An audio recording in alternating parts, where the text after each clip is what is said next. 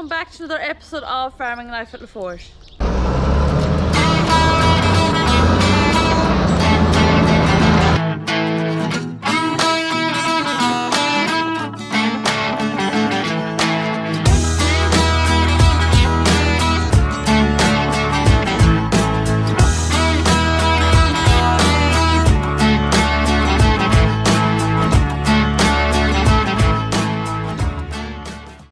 So I am just back from the south of France. Most of you know I took a holiday for about 10 days. I will be showing you some of the footage just of the scenery around the Côte d'Azur, as they call it, or the French Riviera. So I'll show you some of that probably in the next video. For this video, so Dad has been quite busy here behind me. They emptied out the shed over there. Some of you would have known it as the machinery shed, or one of the machinery sheds. So we have the square baler that he's just working on and our combine. So the square baler we don't actually use a lot. We used to use it a bit. Mainly we use it just for if we have orders for selling hay or straw. We don't use it anymore really because it's too much pressure to get the bales out of the field. So we prefer the round bales ourselves, that, and also because we have an unwinder and we just drop bales into feeders out in the fields as well. So the square bales aren't that handy for us here on the farm, and they are handy for stacking and for transport, but other than that we just use the round bales. So the square baler we don't use too much, but Dad is working on it at the moment. He just has it out, he's going to clean it, and he just has to grease it up a bit and oil a few chains. So he also has out our Laverda L517, so he's just doing a bit of work on this as well. Cleaning it, replacing a few chains. There's the gearbox on the front head that you seen us at one point getting off the lorry driver, and then greasing it up and washing it as well, getting it ready for the season. As for today's video, I'm going to show you guys topping, so some drone footage of the topping. Dad will also be talking to you about the H730 and the topper on it. So happy to be back from the holidays. Woo, really missed the dogs. Also, before I left, we did go out to dinner with a few friends. So a lot of you have been asking to show kind of out and about and stuff off the farm, like France, out in the towns. So I'll show you a few clips of one of the traditional French restaurants in our local village. Also, not last Friday, the Friday before, we hit 10,000 subscribers.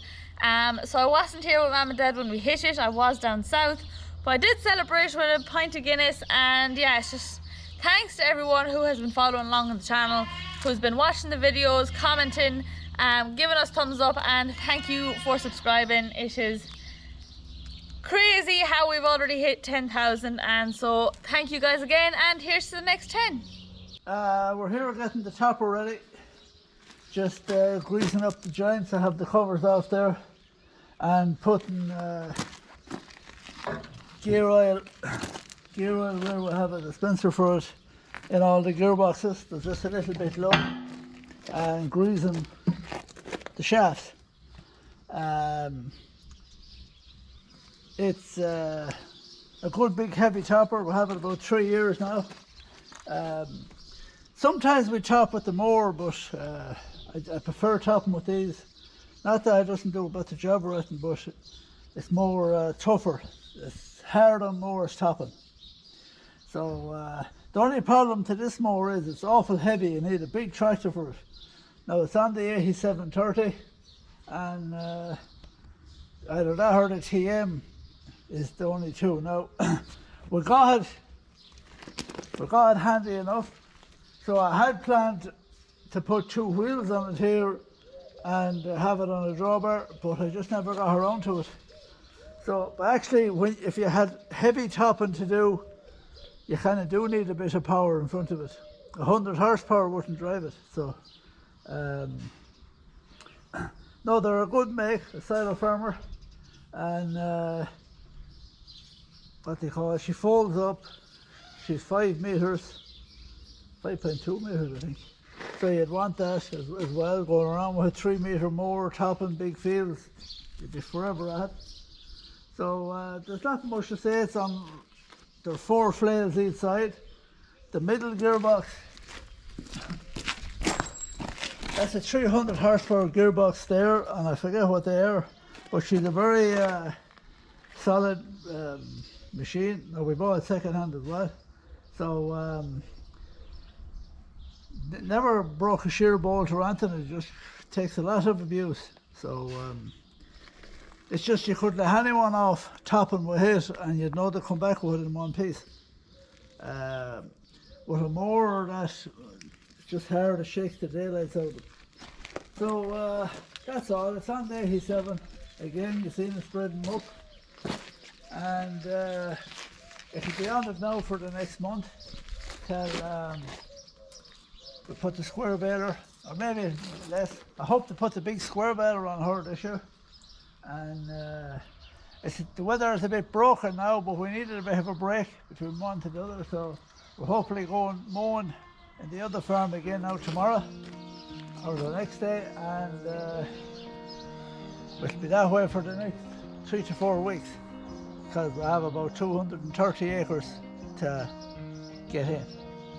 So that's about it on that. So we'll be topping wood now this evening, and or one of the days, and you'll see it topping. So, okay.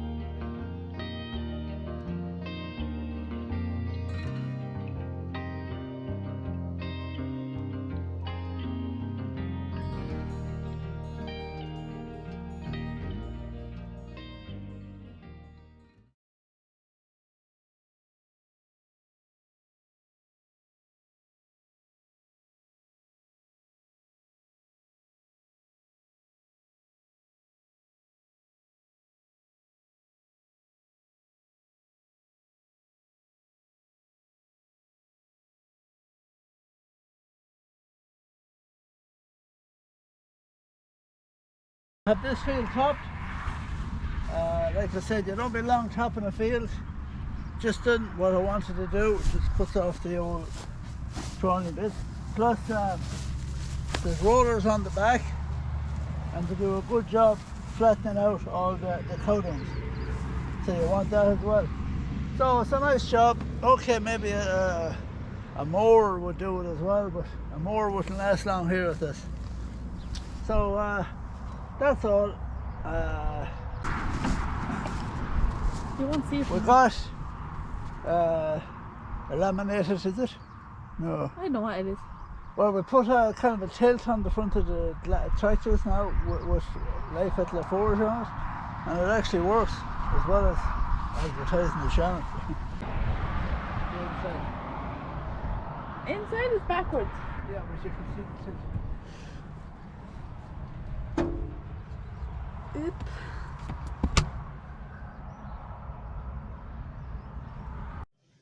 Okay, I'm on a mission here to the local Brico depot to get a supply of washers.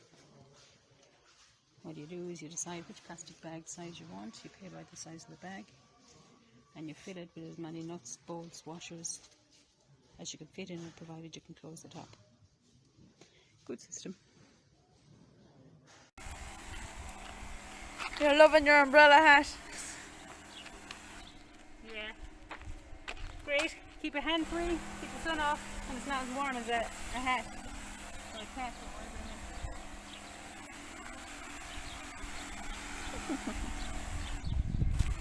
And you like my sprayer? Great job. It's a battery powered, so before I used to have a hand thing that pump up to keep the pressure on. Now you just press the button and don't wear the hat in windy weather. about whining and dining, and we're going to eat beef. No vegetarian. Yeah, no vegetarian today. Poor man. We're not wasting any time. We can't be in here. So we might as well be eating good food and the rest of it.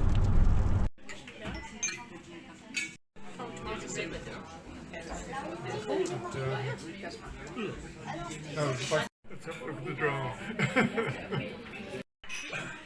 If you're working on a night, you could see it. It's funny. These might want to be on video though. That's why I'm only videoing you.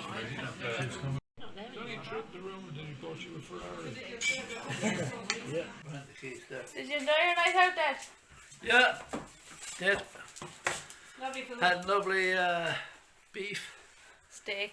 steak, whatever it is, and yeah, it's nice. And Lovely food, lovely cooking. Nice company, nice restaurant. yeah, Tired now. so Time that's for it. bed. Time for bed, eh, Jess?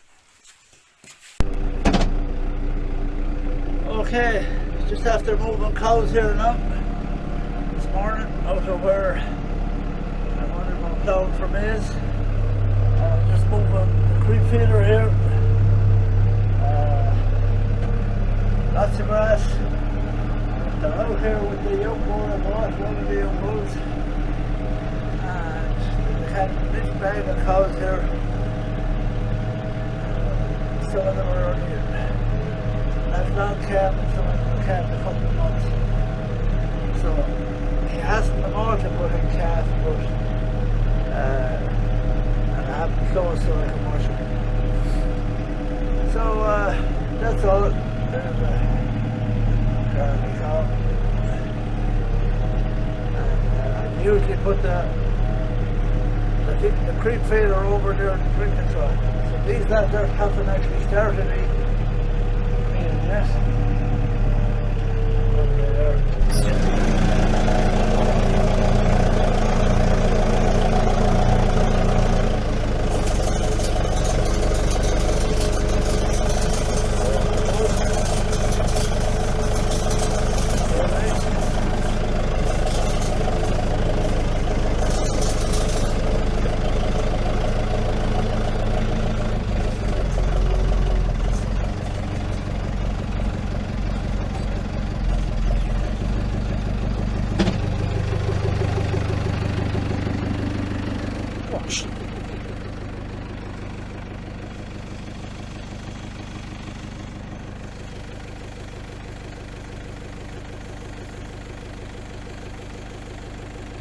So there they are, just setting in now.